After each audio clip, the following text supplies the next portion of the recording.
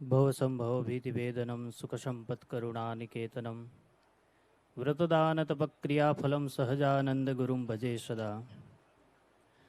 ઈષ્ટદેવ ભગવાન શ્રી સ્વામિનારાયણ, શ્રી સ્વામિનારાયણ મંદિર કલાલીમાં બિરાજમાન લાલજી મહારાજનો 211મા પાટોત્સવ અંતર્ગત ચાલી રહેલી આ પંચદિનાત્મક શ્રીમદ સત્સંગી જીવન કથા, એના વક્તા પરમ પૂજ્ય વિદ્વાન સાળંગપુર મંદિરના મહંત એવા શાસ્ત્રી સ્વામી શ્રી હરિપ્રકાશદાસજી સ્વામી, તેમજ કલાલી મંદિરના કોઠારી એવા પૂજ્ય પવન સ્વામી, સમસ્ત ભાઈઓ તથા બહેનોને મારા ભાવથી જય શ્રી સ્વામિનારાયણ.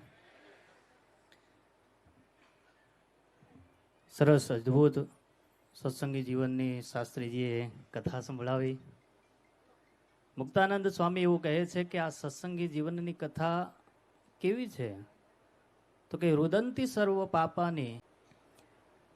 આ કથા એક ક્ષણની અંદર તમે બેસો, તમારા કાનની અંદર એના શબ્દ પડે તો તમારા અંદર રહેલા નાના મોટા પાપ છે એ ધીરે ધીરે શરીરમાંથી ભાગવા માંડે છે, રડવા લાગે છે.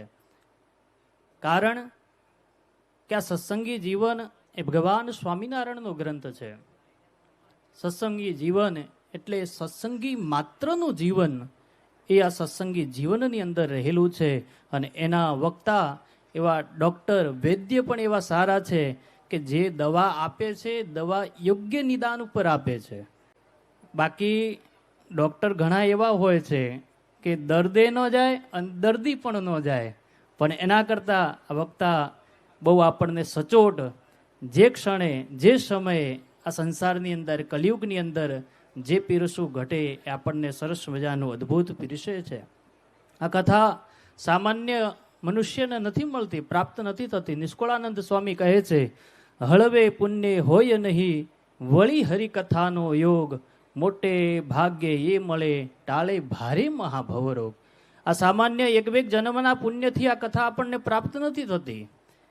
બહુ મોટા આપણા પૂર્વ જન્મના કંઈક સારા કાર્યો કર્યા હોય તો એના ફળ સ્વરૂપે આપણને આ સ્વામિનારાયણ સંપ્રદાય પ્રાપ્ત થાય છે. સ્વામિનારાયણ સંપ્રદાયમાંથી આપણને સરસ મજાની ભગવાનની કથા વાર્તા પ્રાપ્ત થાય છે, જે જન્મ મરણના ચક્કરવ્યૂહમાંથી સદાયને માટે આપને મુક્ત કરે છે. આવી અદ્ભુત આપણે કથાનું રસપાન કરી રહ્યા છીએ.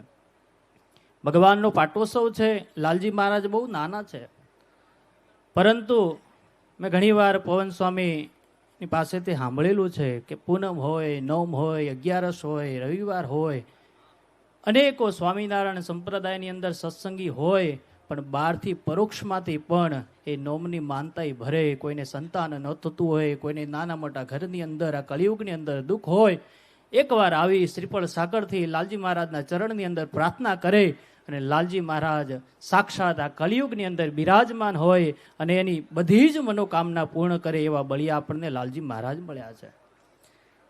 આ એક મંદિર તો હતું, વર્ષોથી જૂનું હતું, પરંતુ આને જાગૃત કરનાર, જેમ હમણાં શાસ્ત્રી સ્વામીએ કહ્યું છે કે પવન જેવા, પવન એટલે હનુમાનજી મહારાજ, હનુમાનજી મહારાજ જેમ શક્તિમાન છે એવી રીતે પવનની જેમ ચારે તરફ આ લાલજી મહારાજનો પ્રતાપ એ બહુ પ્રસર્યો. એનો સત્સંગ, સભાઓ, કથા, વાર્તા કરી એક એક હૃદયની અંદર, હરિભક્તની અંદર આ લાલજી મહારાજનું શું તત્વ છે એ સમજાયું છે.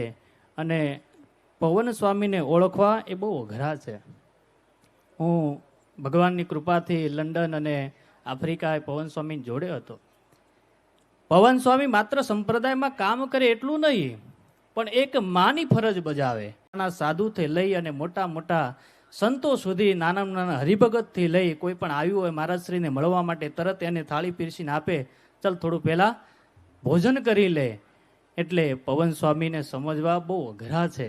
બધી કળાઓમાં સંપૂર્ણ છે. વિજય સ્વામી કહ્યું છે ને, એમને સંગીત એ ફાવે, કથા એ ફાવે, બધું જ કરી શકે. એ હનુમાનજી મહારાજ જેવા બળિયા છે. એટલે વડતાલ વિહારી લક્ષ્મીનારાયણ હરિકૃષ્ણ મહારાજના ચરણમાં પ્રાર્થના કરીએ કે પવન સ્વામીનું સ્વાસ્થ્ય ભગવાન બહુ સારું રાખે અને આમાં ઉત્સવની અંદર જેને જેને તન મન ધનથી સેવા કરી હોય એને પણ લક્ષ્મીનારાયણ હરિકૃષ્ણ મહારાજ બહુ સુખી રાખે.